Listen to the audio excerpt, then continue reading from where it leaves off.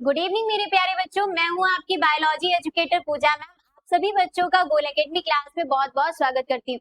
I hope सभी बच्चे बहुत ही ज्यादा मस्त होंगे और पढ़ाई बहुत बेहतरीन तरीके से कर रहे होंगे। तो जैसा कि बच्चों आज हमारा चैप्टर फर्स्ट का जो पुष्पी पादपों में लैंगिक जनन था उसका लेक्चर 10 है और लास्ट लेक्चर है। ठीक है बच्चों, आज हमारा जो लेक्चर है वो लास्ट लेक्चर है चैप्टर फर्स्ट का। अभी सिलेबस तो स्टार्ट हुआ है, ठीक है। चैप्टर फर्स्ट का लेक्चर जो है वो ये लास्ट टॉपिक है हमारे पास। टॉपिक हमारे पास है फल एवं बीज का निर्माण। दुनिया का सबसे खूबसूरत जो उपहार दिया है प्रकृति ने वो क्या है? पौधे हैं, ठीक है। पुष्प है, पुष्प से ही क्या बनते हैं? आपके फल बनते हैं, बीज बनते हैं और बीज से एक नई कहानी, नए पौधे का जन्म होता है, ठीक है बच्चों। तो उसी तरीके से आज हम टॉपिक बहुत अच्छा पढ़ने वाले हैं, फल एवं बीज का निर्माण। हमने कई लेक्चर बहुत अच्छी तरीके से कंप्लीट कर चुके हैं। आज हमारा लास्ट लेक्चर है, इसे भी बहुत अच्छी तरीके से कंप्लीट करेंगे बच्चों। तो जल्दी से अपनी कॉपी पेन लेकर बैठ जाइए ताकि इस टॉपिक को भी हम अच्छी तरीके से समझ सके और अच्छी तरीके से तैयार कर सके बोर्ड एग्जाम में। तो जैसा कि बच्चों लेक्चर स्टार्ट करते हैं। लेक्चर हमारा क्या है? फल एवं बीज का निर्माण, ठीक है। स्टेप बाय स्टेप पहले बीज के बारे में फिर फल के बारे में, दोनों को हम मिक्स करके यहाँ पे पढ़ने वाले हैं बच्चों, ठीक है। तो सबसे पहले बीज एवं फल के निर्माण में सबसे पहले हम बीज के निर्माण की क्रिया पढ़ेंगे, ठीक है। तो जैसा कि बच्चों बीज का निर्माण और संरचना, सबसे पहले बीज के निर्माण और संरचना को देखेंगे। तो बीज हमेशा याद रखना बच्चों कि निषेचन के पश्चात, ठीक है, निषेचन के पश्चात जब भ्रूण आपका बीज में परिवर्तित हो जाता है तो वो क्रिया आपकी क्या कहलाती है? वो आपकी क्रिया कहलाएगी बीज निर्माण की क्रिया कहलाएगी, ठीक है। तो हम कह सकते हैं निषेचन के बाद बीजांड में होने वाले मुख्य परिवर्तन, ठीक है, कह सकते हैं बीजांड ही क्या हो जाता है? आगे चल के बीज में परिवर्तित होता है, ठीक है। अब बीज बनने के बाद, बीजांड से बीज बनने के बाद क्या क्या परिवर्तन आते हैं वो देखते हैं बच्चों। तो सबसे पहले जो बीजांड के बाहरी आवरण अध्यावरण सूख कर सख्त हो जाते हैं, जो बाहरी अध्यावरण होता है, ठीक है। अध्यावरण हम आपको डायग्राम से बता देते हैं। जैसा कि बच्चों ये आपका बीजांड होता है और ये बच्चों आपके अध्यावरण होते हैं। क्या होते हैं बच्चों? ये अध्यावरण होते हैं, ठीक है बच्चों। जैसे कि बात करें, ये जो आपकी संरचना होती है इन्हें अध्यावरण कहते हैं। क्या कहते हैं बच्चों? अध्यावरण कहते हैं, ठीक है। हम आपको बता भी चुके हैं फिर भी यहाँ बता देते हैं बच्चों। ये आपका क्या है? अध्यावरण है। अध्यावरण ही जब बीजांड की जो संरचना होती है वो बीज में धीरे धीरे परिवर्तित होने लगती है तो ये जो अध्यावरण है, ये अध्यावरण क्या हो जाते हैं? सूख जाते हैं और सूख कर बीज की एक तरीके से ये बीजांड किसमें बदल जाएगा? बीज में बदल जाएगा। तो बीज के जो सुरक्षा के लिए जो कवच बनता है वो कवच किससे बनता है? अध्यावरण से बनता है। किससे बनता है बच्चों? अध्यावरण से बनता है, ठीक है। अब जैसा कि यहाँ पे देख रहे होगे आपके दो अध्यावरण है। आपके कितने अध्यावरण है? दो है। पहला जो आंतरिक संरचना है बच्चों, जो आंतरिक संरचना है वो अंतः अध्यावरण है और जो बाहर की ओर है उसे बाह्य अध्यावरण कहेंगे, ठीक है बच्चों। जो अंदर की तरफ है उसे अंतः अध्यावरण, तो जो बाहर की तरफ है उसे बाह्य अध्यावरण। अब जब निषेचन के पश्चात जब बीजांड बीज में परिवर्तित होता है तो जो बाह्य अध्यावरण होगा, जो बाह्य अध्यावरण होगा वो टेस्टा या बाह्य बीज चोल का निर्माण करेगा, ठीक है बच्चों। जो बाह्य अध्यावरण होगा वो किसमें बदल जाएगा? टेस्टा में परिवर्तित हो जाएगा या फिर उसे बाह्य बीज चोल कहेंगे, ठीक है बच्चों। अब अंतः अध्यावरण की बात करें तो ये टैगमन में बदलेगा या फिर अंतः बीज चोल में बदलेगा, ठीक है। या तो बात कर ले कि जो अंतः अध्यावरण है वो टैगमन में परिवर्तित हो जाएगा या फिर उसे अंतः बीज चोल कहेंगे, ठीक है। तो आपको यहाँ ये दो कॉन्सेप्ट याद रखने होंगे। अध्यावरण क्या होता है? सूख कर बीज का कवच बन जाता है और जो बाह्य अध्यावरण होगा वो टेस्टा में रूपांतरित हो जाएगा और जो अंतर अध्यावरण है वो क्या हो जाएगा? क्या बन जाएगा? टैगमन बन जाएगा, ठीक है बच्चों। आगे देखते हैं दूसरी चीज, बीजांड द्वार के बारे में। या बीज के एक छोटे छिद्र के रूप में कार्य करता है, ठीक है, एक छोटे छिद्र के रूप में मौजूद रहता है या बीज के अंकुरण के समय ऑक्सीजन और जल के प्रवेश में सहायता करता है, ठीक है। जब अंकुरण की विधि होती है, जब बीज के अंकुरण की विधि होगी तो बीजांड द्वार क्या होगा? एक बीज छोटे छिद्र के रूप में काम करेगा, ठीक है, एक छोटे छिद्र के रूप में काम करेगा और इसमें जल और ऑक्सीजन को प्रवेश देने का कार्य करता है, ठीक है। आपको इसके बारे में ये याद रखना होगा। भ्रूण निषेचन के बाद युग्मनज विकास विकसित होकर भ्रूण बनता है भ्रूण में मुख्य रूप मूलांकर और प्रांकुर होते हैं। ठीक है बच्चों, तो जो युग्मनज होता है वो आगे चल के किसमें विकसित होता है, भ्रूण में परिवर्तित हो जाता है और मुख्य रूप से भ्रूण के दो भाग बन जाते हैं, एक मूलांकुर बनता है, दूसरा प्रांकुर बनता है। ठीक है, मूलांकुर की बात करें बच्चों तो ये तने का निर्माण करता है, किसके निर्माण करता है, तना बनाता है, और प्रांकुर प्ररो बनाता है। क्या बनाता है बच्चों, प्ररो बनाता है। अब तने जो जमीन के नीचे जो जड़ वाला भाग होता है पौधे का वो मूलांकुर निर्माण करता है, और बात करते हैं जमीन के ऊपर वाला भाग पौधे का, वो कौन बनाता है, प्रांकुर बनाता है। ठीक है, तो हम कह सकते हैं, हम आपको एक डायग्राम की सहायता से बता देते हैं बच्चों। ठीक है, ये क्या है, पेड़ की जड़ें हैं। क्या है बच्चों, पेड़ की जड़ें हैं, और ये आपका एक तरीके से कह सकते हो ये पौधा है आपका। ठीक है, ये क्या है, पौधा है। तो इसमें हम बात कर लेते हैं बच्चों कि ये जो भाग है, ठीक है, जमीन के ऊपर वाला जो भाग है उसे प्रांकुर मतलब प्रांकुर निर्माण करता है। कौन निर्माण करेगा, प्रांकुर निर्माण करेगा। अब बात कर लेते हैं जमीन के नीचे वाला भाग, तो ये भाग आपका क्या कहलाएगा, मूलांकुर। क्या कहोगे बच्चों, मूलांकुर। ठीक है, प्रा से प्ररो और प्रा से प्रांकुर, ऐसे याद रखना। ठीक है, प्रा से प्ररो और प्रा से प्रांकुर। ठीक है, आगे बढ़ते हैं बच्चों।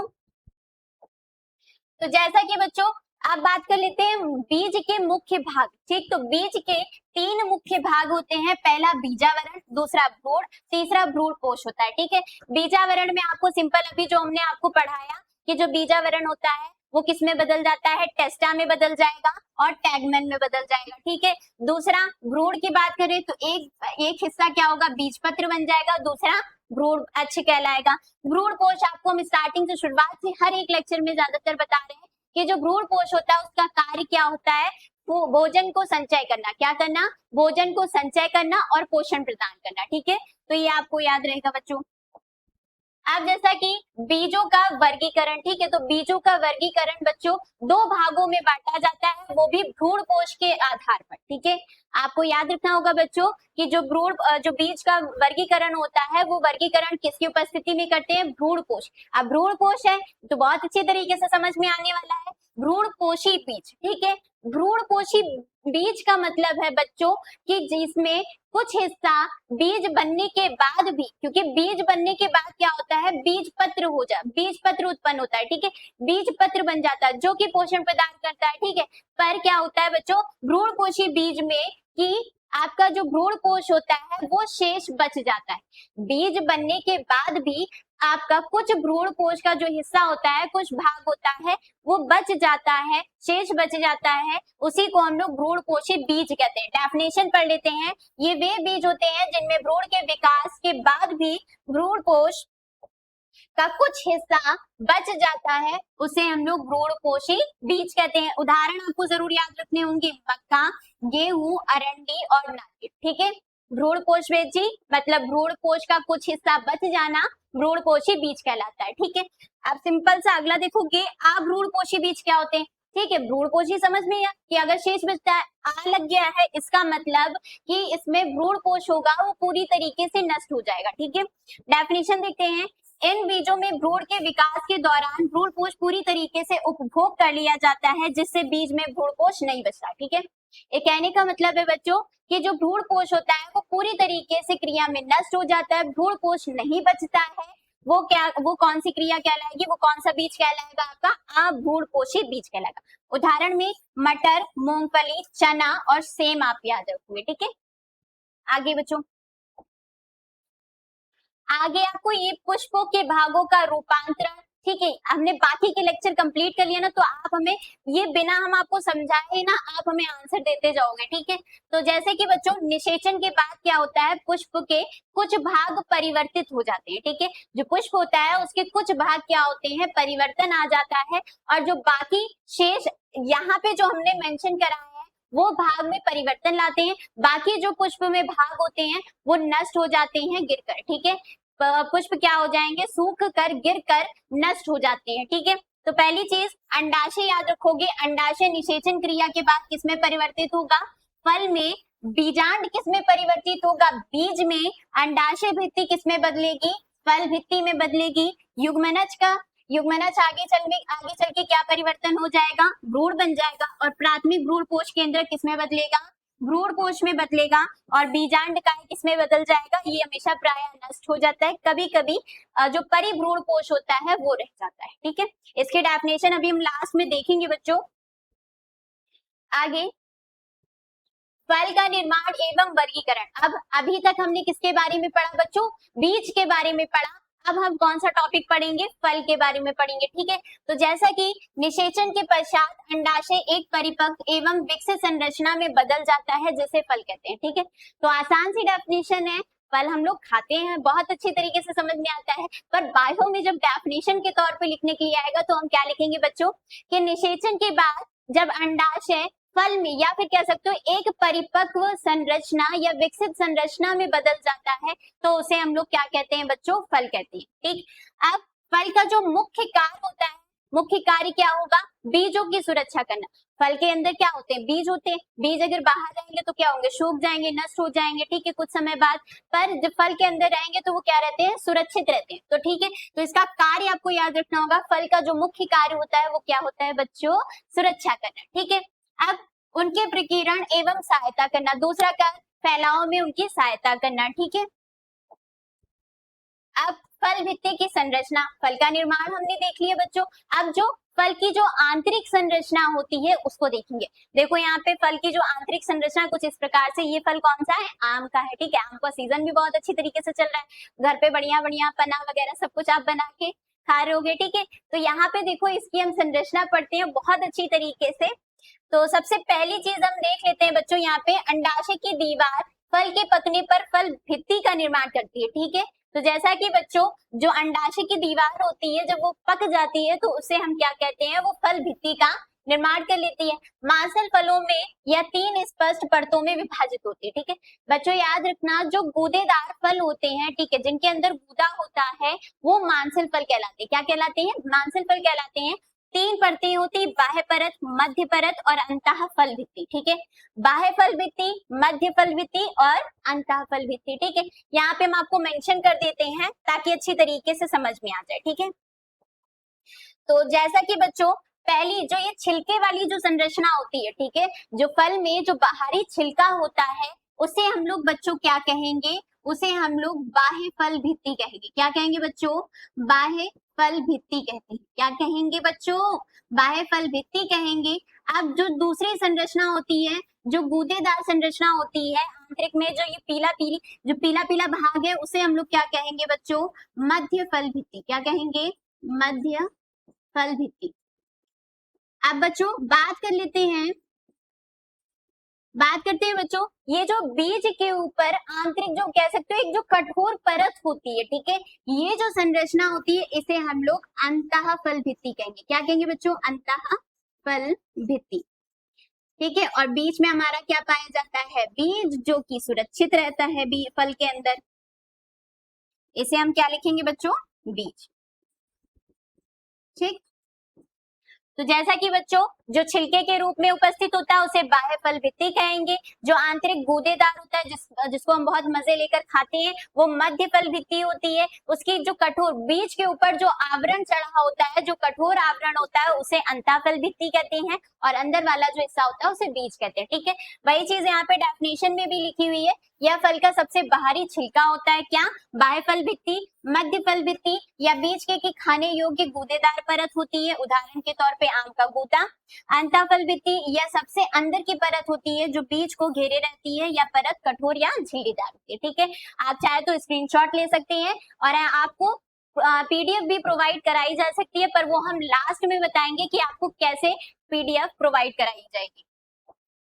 तो अगला बच्चों, अब हमने क्या पढ़ा, फल की संरचना पढ़ ली। अब यहाँ पे पढ़ते हैं उत्पत्ति के आधार पे फलों के प्रकार, फल कितने प्रकार के होते हैं। ठीक है बच्चों, तो हम जानेंगे यहाँ पे जो फल होते हैं वो कितने प्रकार के होते हैं। तो सबसे पहली चीज बात करेंगे बच्चों, तो पहला जो वर्गीकरण होता है, पहले फल को हम क्या कहेंगे, सत्य फल कहेंगे। क्या कहेंगे बच्चों, सत्य फल कहेंगे। क्या कहेंगे बच्चों, सत्य फल कहेंगे। दूसरा वर्गीकरण आप क्या याद रखोगे बच्चों, दूसरा वर्गीकरण आप याद रखेंगे बच्चों, आभासी फल कहते हैं। क्या कहते हैं, आभासी फल। अब आप सोचोगे मैम कैसे कैसे वर्गीकरण बता रही है, कौन कौन से फल बता रही है। पहले तो सत्य बोल दिया और दूसरा आभासी बोल दिया। ठीक है, अभी हम समझाते हैं क्या कौन से होते हैं। ठीक है, तो तीसरी चीज देखेंगे बच्चों, तीसरी चीज अनिषेक जनित। ये अलग मैम ने एक नेम बता दिया, तो सबके बारे में भी अच्छी तरीके से पढ़ेंगे। अनिषेक जनित फल बहुत आसान सा है, बहुत आसानी से आपको समझ में भी आ जाएगा बच्चों। तो एक एक करके स्टार्ट करते हैं। सबसे पहले बच्चों ये स्टार्ट करते हैं सत्य फल। ठीक है, तो सत्य फल में आप पहली चीज याद रखोगे, जो फल केवल अंडाशय से बनते हैं वो फल आपके सत्य फल कहलाते हैं। ठीक है, तो आप यहाँ पे लिख सकते हो, आप चाहे तो याद कर सकते हो यहाँ पे कि केवल, या फिर कह सकते हो विकास केवल अंडाशय से हो। क्या हो बच्चों? विकास, क्या लिखोगे बच्चों? विकास केवल अंडाशय से हो। ठीक है, केवल अंडाशय से। यहीं से डेफिनेशन भी बना सकते हो आप। अगर ये शॉर्ट में क्या कर सकते हो, वर्गीकरण अगर याद कर लो तो आपको डेफिनेशन लर्न करने की जरूरत नहीं पड़ेगी। आप यहीं से समझ के खुद ये डेफिनेशन, आप परिभाषा बना सकते हो बच्चों। ठीक है, तो विकास केवल अंडाशय से। ठीक है, इतना अगर आपको अच्छी तरीके से आ गया ना तो आप डेफिनेशन परिभाषा अपने आप से बना सकते हो। ठीक है, तो सत्य फल की अगर हमसे परिभाषा पूछी जाएगी तो हम क्या बताएंगे? जिन फलों का निर्माण कि विकास, या कह सकते हो जिन फलों का निर्माण केवल अंडाशय भाग से होता है वो फल आपके सत्य फल कहलाते हैं। ठीक है बच्चों, डेफिनेशन देखो अच्छे से बन गई। जिन फलों का निर्माण अंडाशय भाग से होता है वो फल आपके कौन से फल कहलाते हैं? सत्य फल कहलाते हैं। ठीक है, अब उदाहरण में क्या याद रखोगे? उदाहरण में आप बच्चे याद रखेंगे आम याद रखेंगे। ठीक है, कलर चेंज करते हैं, सब एक ही जैसा है। तो उदाहरण में आप क्या याद रखोगे बच्चों? क्या याद रखेंगे? उदाहरण में आप याद रखेंगे आम और मटर। क्या याद रखेंगे? आम याद रखेंगे और मटर याद रखेंगे। ठीक है, अब बात कर लेते हैं आभासी फल। तो आभासी फल आपके क्या होते हैं बच्चों? आभासी फल क्या होंगे? तो इसमें याद रखना कि अंडाशय के अलावा, कह सकते हो कि पुष्पाशन भाग से। ठीक है, अंडाशय के अलावा भी अन्य भाग से जब फलों का निर्माण होता है तो उसे हम लोग आभासी फल कहते हैं। ठीक है, तो यहाँ पे लिख सकते हैं पुष्पाशन भी शामिल, पुष्पाशन, पुष्पाशन भी शामिल। क्या लिखेंगे? पुष्पाशन भी शामिल। ठीक है, तो यहाँ से अब डेफिनेशन क्या लिखोगे बच्चों? क्या बनाओगे? जिन फलों का निर्माण अंडाशय से, अंडाशय के अन्य भाग, सॉरी, अब हम आपको डेफिनेशन अच्छी तरीके से बताते हैं कि क्या बनेगी। जिन फलों का निर्माण अंडाशय भाग के अलावा भी, अंडाशय भाग के अलावा भी पुष्पाशन भाग जैसे फलों के भागों से जो निर्मित फल बनते हैं उन फलों को हम क्या कहते हैं? आभासी फल कहते हैं। ठीक है बच्चों, अब उदाहरण के तौर पे आप हम क्या याद रखेंगे? उदाहरण के तौर पे आप याद कर लेंगे बच्चों, एक तो आपका सेब हो गया। क्या याद रखेंगे? एक आपका सेब हो गया, दूसरा स्ट्रॉबेरी याद, क्या याद रखेंगे? स्ट्रॉबेरी। ठीक है, स्ट्रॉबेरी। ठीक, तो आभासी फल। और एक चीज हम आपको बता देते हैं, जो आभासी फल होते हैं उन्हें कूट फल भी कहते हैं। क्या कहते हैं? कूट फल भी होते हैं। ये आपका पूछा भी गया, बहुत इंपॉर्टेंट भी है, तो याद भी रखिएगा बच्चों, प्रीवियस ईयर क्वेश्चन में आया भी है। ठीक है, आभासी फल ही आपके क्या कहलाते हैं? कूट फल कहलाते हैं। अंडाशय भाग के साथ साथ जो पुष्प में अन्य भाग होते हैं उन भाग से जिन फलों का निर्माण होता है वो फल आपके आभासी फल कहलाते हैं, और उदाहरण के तौर पे सेब और स्ट्रॉबेरी। ठीक है, अब अनिषेक जनित फल देख लेते हैं बच्चों। अनिषेक जनित फल आपके क्या होते हैं? तो अनिषेक जनित फल आप क्या याद रखोगे? बिना निषेचन के। क्या याद रखेंगे बच्चों? दूसरा कलर लेते हैं, ये तो ऊपर ही वाला कलर है। ठीक है, तो इसमें बच्चों याद रखेंगे बिना, बिना निषेचन के, बिना निषेचन क्रिया। ठीक है, जिन फलों का निर्माण बिना निषेचन क्रिया से होता है उन फलों को अनिषेक जनित फल कहते हैं। ठीक है बच्चों, क्या कहेंगे? जिन फलों का निर्माण बिना निषेचन क्रिया के होगा उन फलों को हम क्या कहेंगे? अनिषेक जनित फल कहेंगे। और दूसरी चीज इसमें आप ये याद रखेंगे बच्चों कि ये बीज रहित होते हैं। क्या रहते हैं? ये बीज रहित होते हैं, मतलब इनमें बीज नहीं होगा। ठीक है, जिन फलों में बीज नहीं होता वो कैसे होते हैं, अनिषेक जनित फल होते हैं। ठीक है, अब बच्चों को एक उदाहरण हमें बताओ जल्दी से कि जिसमें बीज ना होता हो। ठीक है, चलो हम बताते हैं, क्या होगा, केला। केले में क्या होता है बच्चों, बीज नहीं होता, और ये किसका उदाहरण है, अनिषेक जनित फल का है। ठीक है, इसी से आपने डेफिनेशन भी पढ़ ली, अच्छी तरीके से समझ में आ गया। ये 3 प्रकार के होते हैं, पहला सत्य फल, दूसरा आभासी, तीसरा अनिषेक जनित फल। ठीक है, आगे बढ़ते हैं। तो बेटा यही डेफिनेशन दी गई है कि परिपक्व अंडाशय से होता है, इसे सत्य फल कहते हैं। ठीक है, तो हमने आगे आपको समझा ही दिया है, तो आप इससे स्क्रीनशॉट ले लीजिए, या फिर आपको पीडीएफ चाहिए तो हमने क्या कहा, लास्ट तक बने रहिए आप फिर। ठीक है, सत्य फल, आभासी फल, ये देखो कितना सुंदर सा है, अनिषेक जनित फल।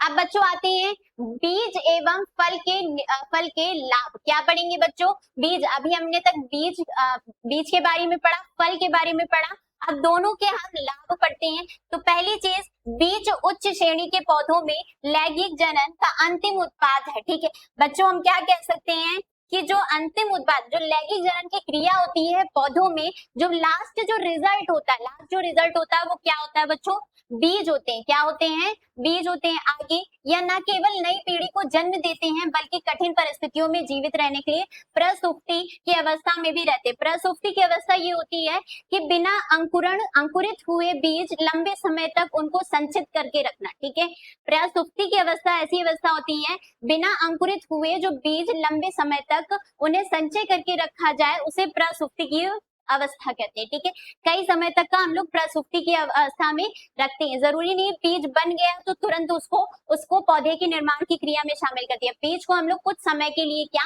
बिना अंकुरित किए रखे जाते हैं। ठीक है, तो वो प्रसुप्ति की अवस्था होती है। आगे, बीज एवं फल का जैविक महत्व, तो प्रकीर्णन में पहला पढ़ोगे, फल बीजों को सुरक्षा देता है और उनके फैलने में मदद करता है। ठीक है, पहला पॉइंट क्या रखेंगे, जो फल है वो बीज की सुरक्षा करते हैं और उनके फैलने में प्रकीर्णन में मेहनत करते हैं। ठीक है, दूसरा, विभिन्न माध्यमों जैसे वायु, जल, जंतुओं द्वारा बीज दूर दूर फैल जाते हैं। ठीक है, तो यहाँ पे माध्यम क्या बन रहा है बच्चों, वायु, जल, जंतु, जैसे परागकण में माध्यम होते हैं उसी तरीके से बीज को फैलाने के जो माध्यम होते हैं वो क्या होते हैं, वायु, जल और जंतु।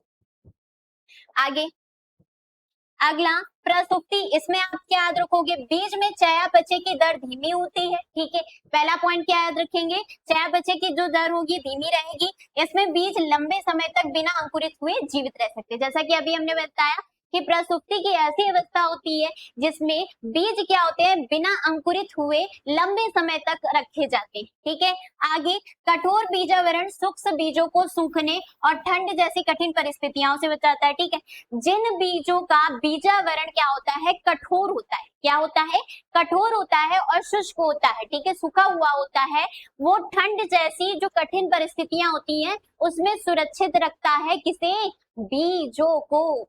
ठीक है, अगला पॉइंट, पोषण का याद रखना, बीज के भीतर संचित भ्रूण कोश या बीज पत्र अंकुरण के समय विकासशील भ्रूण को पोषण प्रदान करता है। हम बता चुके हैं बच्चों, फिर भी एक बार बढ़ते हैं कि जो पोषण का जो कार्य होता है वो किसके पास होता है, भ्रूण कोश के पास होता है, पर जब बीज बन जाता है तो वही भ्रूण कोश का कार्य कौन निभाता है, उसका साथी बीज पत्र। बीज पत्र क्या करते हैं, बीज को पोषण प्रदान करते हैं। ठीक है, तो सारे पॉइंट्स यहाँ पे आपको क्लियर हो चुके हैं बच्चों। अब जीवन चक्र संक्रमण एक बार देख लेते हैं कि क्या होता है। तो पहली चीज बच्चों, हमने शुरुआत कहाँ से, कहानी की जो शुरुआत थी, ठीक है, कहानी का जो आरंभ किया था वो कहाँ से किया था बच्चों, पराग कणों से किया था। कहाँ से किया था बच्चों,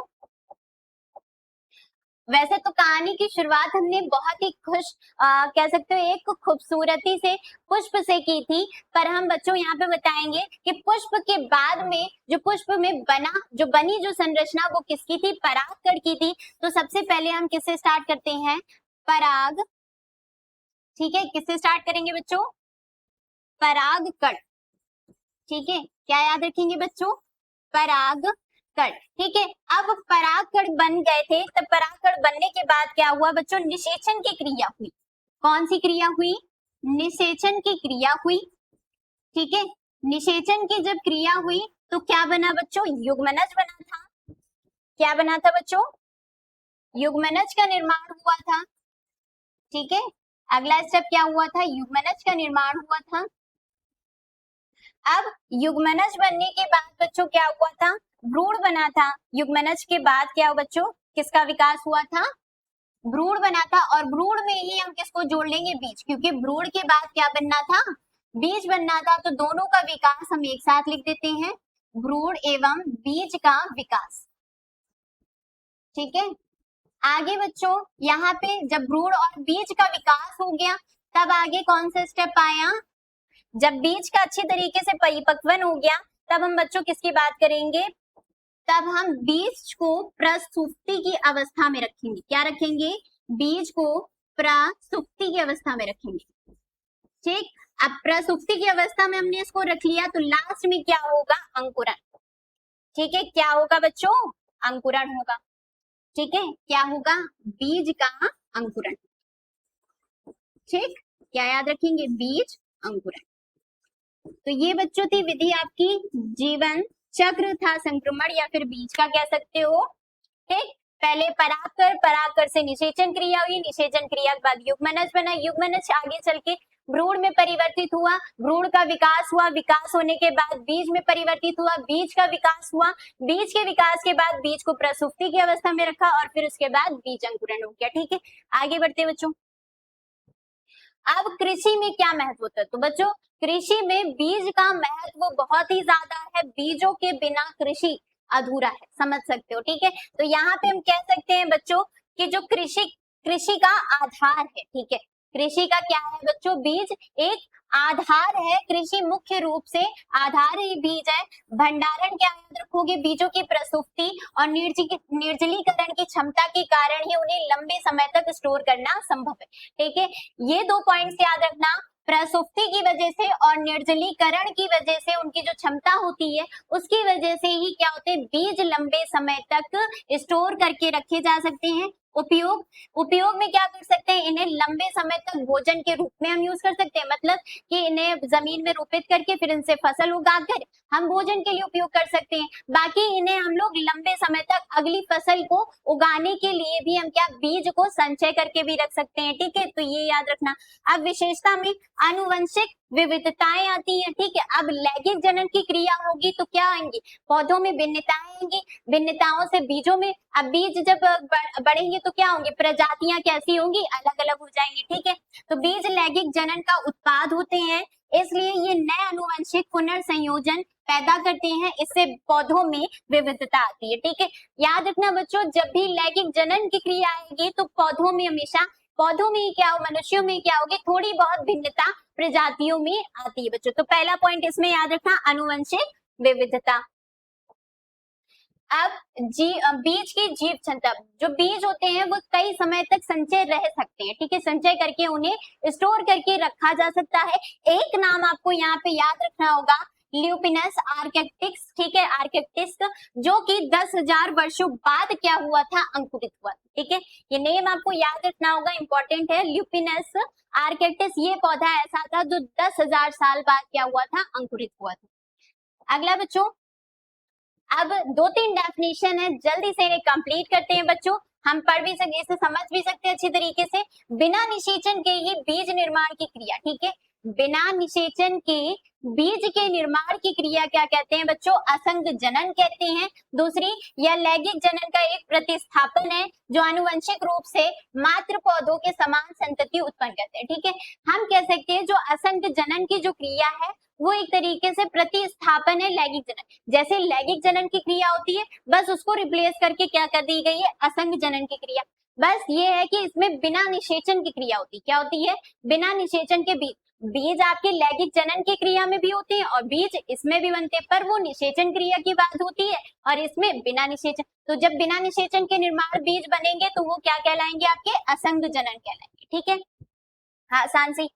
अगला, बहुभ्रूणता क्या होता है, एक ही बीज में एक से अधिक भ्रूणों के उत्पन्न हेनु की होने की स्थिति को बहुभ्रूणता कहते हैं। ठीक है, जब एक ही बीज में एक से अधिक भ्रूणों के उत्पन्न होंगे तो उसे हम लोग क्या कहेंगे, बहुभ्रूणता कहेंगे।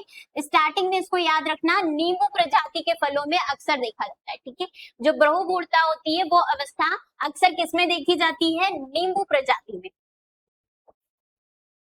अब परिभ्रूण हमने कहा था ना, आगे बताएंगे। कुछ बीजों में बीजांडकाय का कुछ अंश बीज के अंदर एक पतली परत के रूप में बचा रहता है, जिसे परिभ्रूण कोश कहते हैं। ठीक है, हम कह सकते हैं कि जो बीजांडकाय होता है उसमें कुछ अंश क्या रहता है, बीज का बचा रहता है और एक पतली परत बनाता है। क्या बनाता है? एक पतली परत बनाता है, जिसे परिभ्रूण कोश कहते हैं। उदाहरण में आपको काली मिर्च और चुकंदर के बीज आपको याद रखने होंगे। ठीक है, तो बच्चों ये थी छोटी छोटी सी डेफिनेशन। बहुत ही अच्छी तरीके से हमने लास्ट टॉपिक हमारा कंप्लीट हो चुका है। अब बढ़ते हैं रिवीजन की ओर। रिवीजन कैसे करेंगे? क्वेश्चन आंसर्स को सॉल्व करके। ठीक है, जब ये वन वर्ड आपके क्वेश्चन आंसर सॉल्व कर लेंगे तो टॉपिक हमारा बिल्कुल अच्छी तरीके से दिमाग में बैठ जाएगा। ठीक है, तो जल्दी से फटाक से रिविजन करने के लिए आप क्या करो, क्वेश्चंस को पढ़ना स्टार्ट करो। जैसे कि पहला क्वेश्चन क्या है, सेब किस प्रकार का फल है? जो सेब है वो किस प्रकार का फल है? तो हमने आपको क्या बताया था? आभासी फल। क्या बताया था? आभासी फल। ठीक है, जिसे हम लोग क्या कहते हैं? कूट फल भी कहते हैं। क्या कहते हैं? कूट फल। बिना निषेचन के बनने वाले फल को क्या कहते हैं? ठीक है, वैसे तो आपको हमने दो चीजें बनाई, बिना निषेचन की क्रिया असंग जनन क्रिया, और बिना निषेचन के जो फल का निर्माण होता है उसे अनिषेक जनित फल कहते हैं। क्या कहते हैं?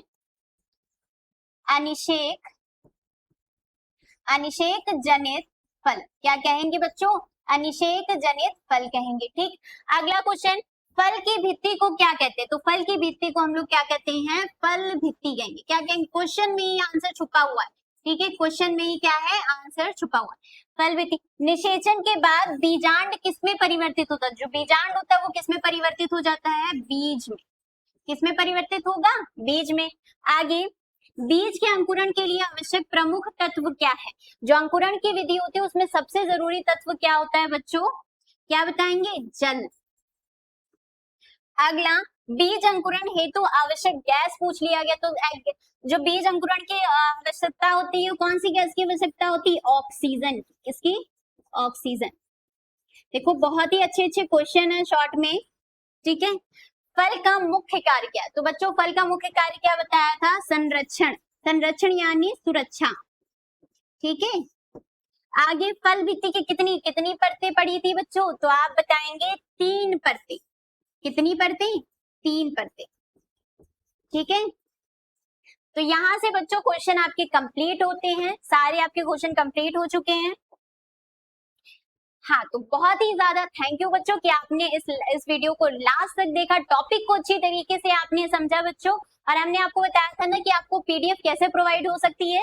तो बच्चों जब आप इस नंबर पे कांटेक्ट करोगे, ठीक है, इस नंबर पे कांटेक्ट करोगे और अपना क्लास, ठीक है, नेम और कहाँ से बिलोंग करते हो ये मेंशन कर दोगे, तो आपको जो भी लेक्चर बायो के होते हैं या फिर अन्य क्लासेस के होते हैं वो पीडीएफ आपको यहाँ से प्रोवाइड करा दिए जाएंगे। ठीक है बच्चों, और आप चैनल में नए हैं तो चैनल को सब्सक्राइब कर लीजिए और इस वीडियो को अपने दोस्तों के साथ शेयर कर दीजिए ताकि आपके दोस्त भी अच्छी तरीके से पढ़ाई कर सके। ठीक है, उनकी भी हेल्प हो जाए। तो आज के लिए बच्चों इतना ही, अब मिलते हैं अगली क्लास में। ठीक है बच्चों, राधे राधे।